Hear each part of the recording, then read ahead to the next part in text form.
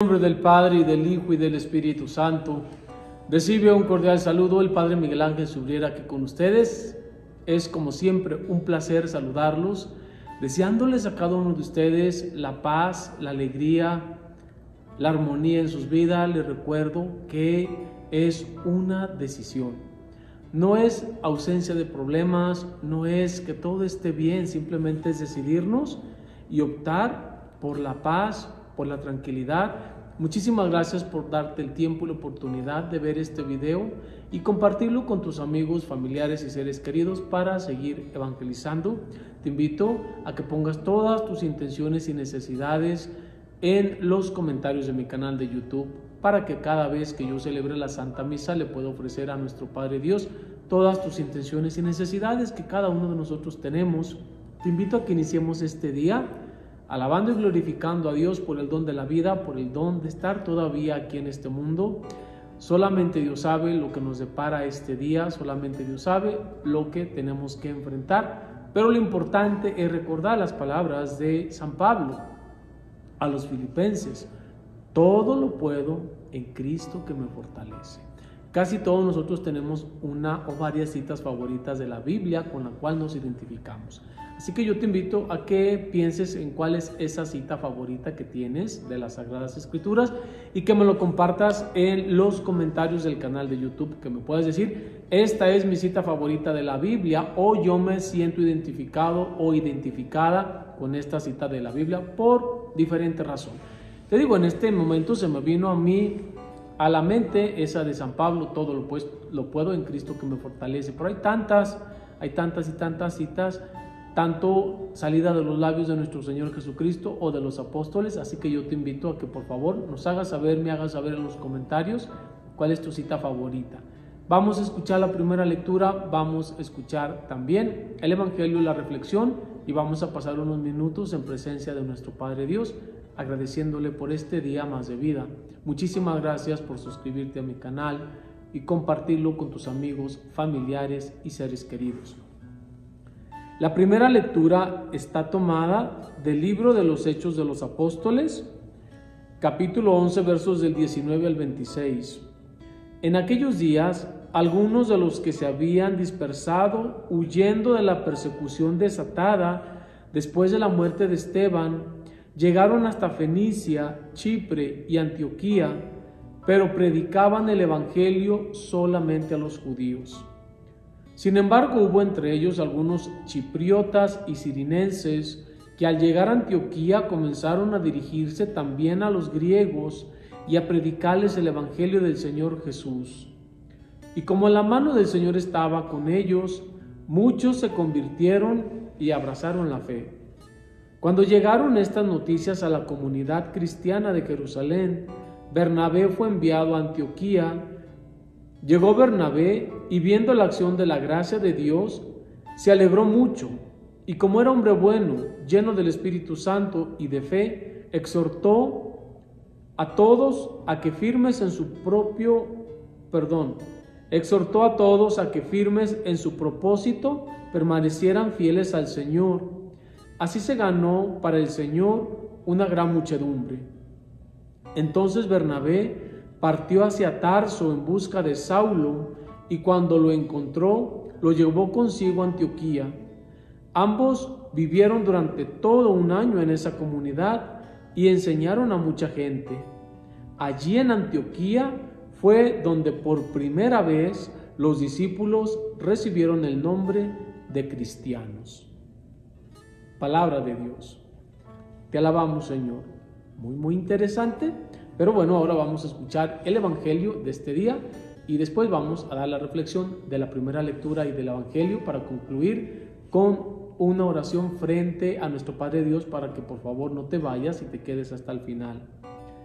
El Evangelio está tomado según San Juan capítulo 10, versos del 22 al 30. Por aquellos días se celebraba en Jerusalén la fiesta de la dedicación del templo. Era invierno. Jesús se paseaba por el templo bajo el pórtico de Salomón. Entonces lo rodearon los judíos y le preguntaron: ¿hasta cuándo nos vas a tener en suspenso? Si tú eres el Mesías, el Mesías, dínoslo claramente. Jesús le respondió: ya se lo he dicho y no me creen. Las obras que hago en nombre de mi Padre dan testimonio de mí, pero ustedes no creen, porque no son mis ovejas. Mis ovejas escuchan mi voz, y yo las conozco, y ellas me siguen. Yo les doy la vida eterna, y no perecerán jamás. Nadie las arrebatará de mi mano. Me las ha dado mi Padre, y Él es superior a todos, y nadie puede arrebatarlas de la mano del Padre. El Padre y yo somos uno. Palabra del Señor. Gloria a ti, Señor Jesús. Qué hermoso es alimentarnos todos los días de la palabra de Dios. Qué hermoso es pasar tiempo en presencia de Dios. Yo te invito a que hoy, en medio de las actividades, de las ocupaciones y también de las preocupaciones y de todo lo que tengamos en mente, hagamos un tiempo. Recuerda que no se trata de tener tiempo para Dios, se trata de hacernos tiempo para Dios.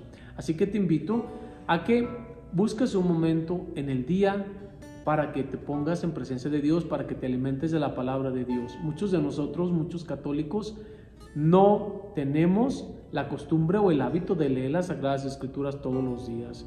De hecho, creo yo que el 1% de los católicos han leído todas las Sagradas Escrituras. El 1%, es decir, que 1 de cada 100 católicos ha leído todas las Sagradas Escrituras. Es triste, pero es cierto. Por eso yo te invito a que todos los días nos hagamos el propósito de leer las Sagradas Escrituras, pero sobre todo de vivirlas. Algo muy hermoso que me gusta de esta lectura de los Hechos de los Apóstoles es que nos dice qué es lo que sucedió después de la persecución de Esteban. Se dispersan los apóstoles, se dispersan los discípulos y se van a diferentes lugares y empiezan a predicar, pero solamente predicaban a los judíos y después empiezan a predicar a los no judíos. También nos relata lo que hicieron los primeros trabajos de evangelización de los discípulos. También nos habla por primera vez que empiezan a evangelizar en Antioquía a los no judíos, a los chipriotas y a los sirinenses, y cómo muchos de ellos se convirtieron y abrazaron la fe. Fíjense que la labor de los misioneros no es fácil, ¿eh? Por ejemplo, yo me pongo a pensar cuando los misioneros de España llegaron tanto a México como a la mayoría de los países de América Latina, todos los obstáculos que tuvieron que enfrentar y que tuvieron que superar para evangelizar. Para empezar, los cientos de dialectos indígenas que había en cada lugar. Era sumamente difícil para ellos el poder evangelizar, porque no iban a evangelizarlos en el lenguaje de español o el castellano, lo que sea.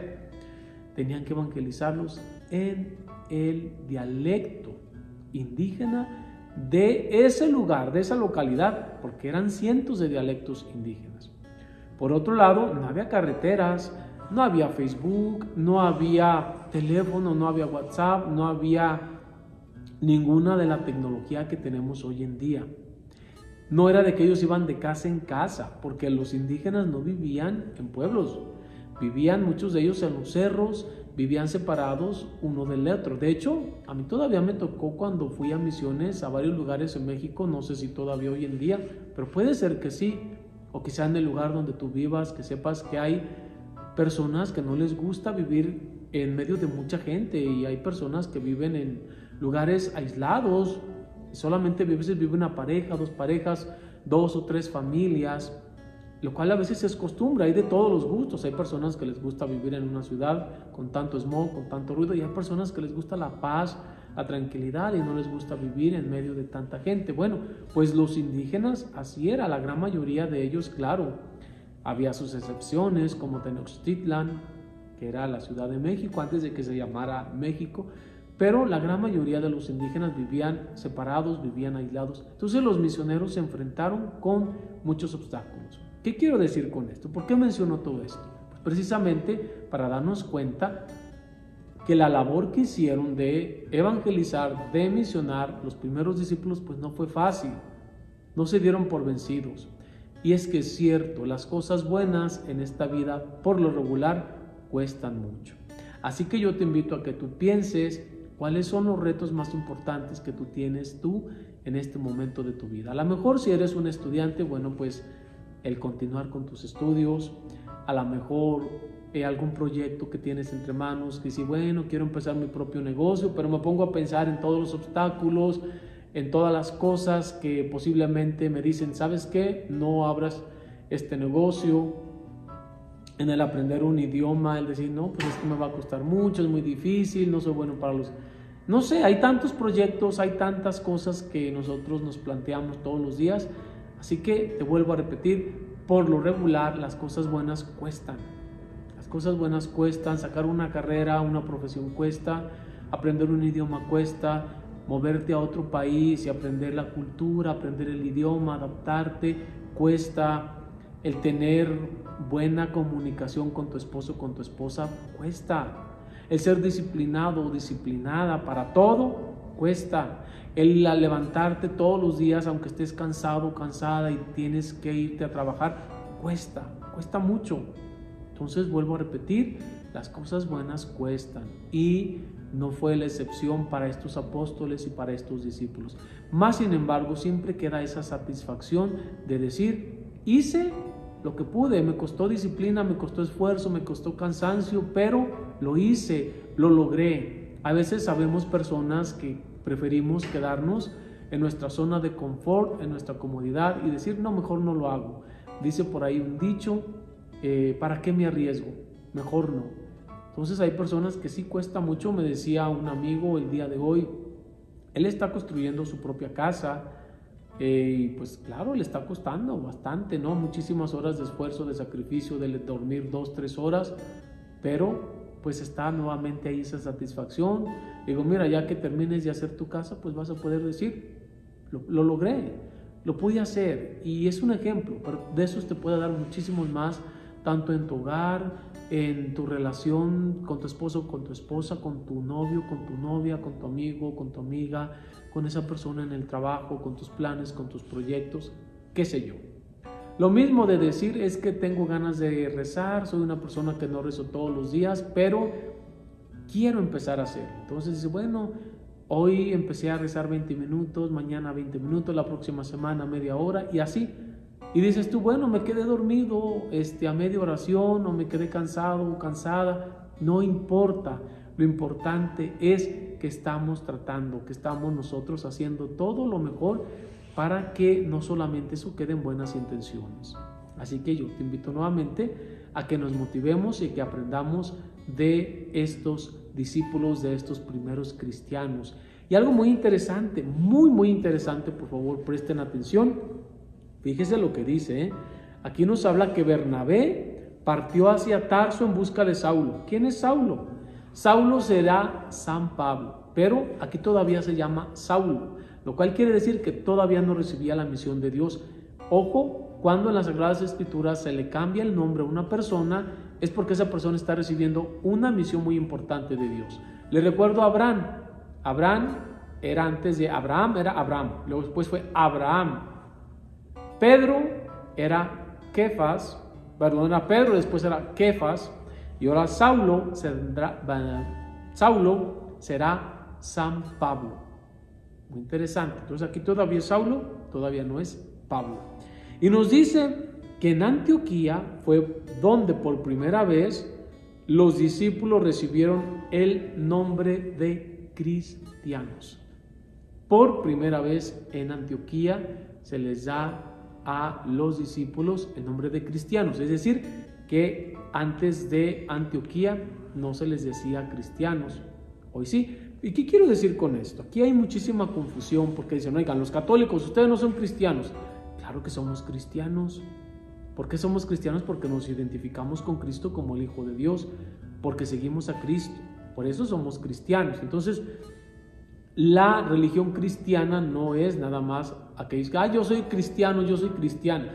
Todos los bautizados en el nombre del Padre y del Hijo y del Espíritu Santo somos cristianos.